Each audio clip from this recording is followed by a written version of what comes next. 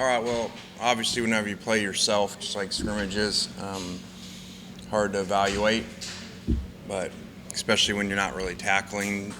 So, there's some good things out there. Some guys made some plays. Obviously, we're limited in what we did, especially defensively, and had some offensive injuries, at the skilled position. So, good to see some turnovers by the defense, some explosive plays. Good to see some consistent movement by the offense at times. And so we'll go back and watch it. A lot of guys, I think everyone got to play, which was good. So, and it looked like no major injuries. Probably more important than everything. Question? What does it mean for this team right now to begin to middle depth on both of the lines, offense and defense? It looked like the defensive line was maybe a little farther ahead today. Yeah, I think our defensive line has been deeper all camp or spring, and some of those guys being new have added that. I think by far that's our biggest positional change. If you went from when we got here to now, would be that group.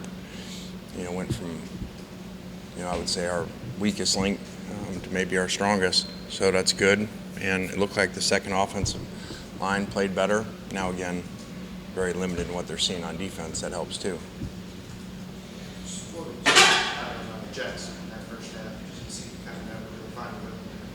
Yeah, not a very good first half. Thought he was trying to win the job instead of just playing quarterback and forcing balls and not being very consistent. So just talked to him before the half, about calming down and taking one play at a time, and thought he did some better things in the second half. You said the other day that with those two guys, it kind of seemed like one day one would be playing well and the other wasn't, and another day it would be the opposite. Was that kind of like a little bit more of like what you saw today a little bit? And yeah, that would be considered Luke's day in that way. Jackson made some mistakes early, and Luke seemed to play really consistent, and not force things. How many offensive linemen right now do you feel like you have confidence in that you might put in a rotation? I don't know that, and we don't need to, so I haven't figured that out. We're not playing a game, but I would have confidence in a lot of our twos. I think that they've really developed. There's some young guys in there that are really, ready to play.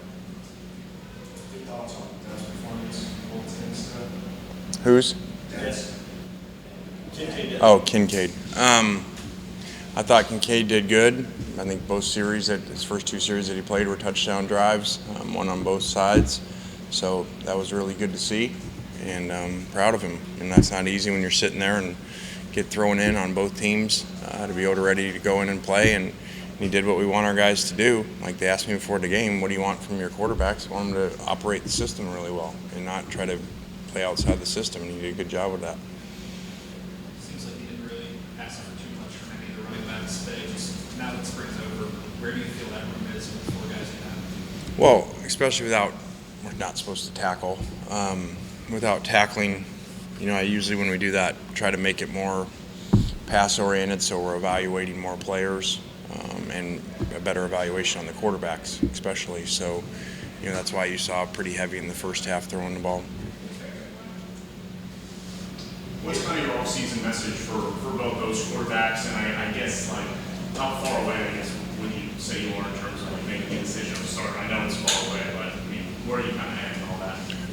Again, we don't have to make a decision today, so we got a lot of time left, and Jackson just got here, and Luke's had a year ahead of him, so I would hope Jackson would continue to improve, with more time in our system throughout fall camp.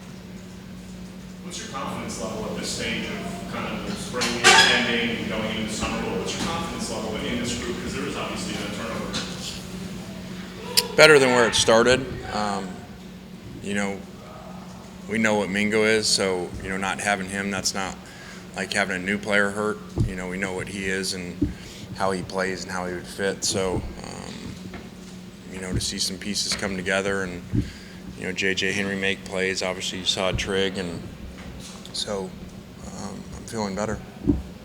Trigg had a pretty good day today. What were you impressed the most by him today? He's kind of done that all camp. like I said, he's just very unique. Ball skills, catching range, and basically what you saw today, he's done whenever he's been healthy. Wayne, does it just take longer to build depth now you're in your third year here, depth along those lines? Does that just naturally come a little bit later than some other positions? Yeah, I think it's always tougher for younger guys, high school kids to come in and play on the lines, especially offensive line. So that usually takes a while. Coach, since you've been here at Ole Miss, the team's gone from 5 wins to 10 wins and playing in the Sugar Bowl last year. So obviously you want to have a championship standard, but with Matt Corral leaving, new quarterback coming in, how are you managing those expectations for the fan base and also for the players? I can't control the fan base.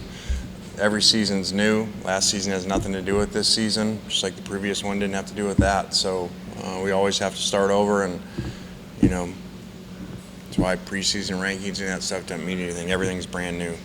So we got a lot of work to do with so many new people.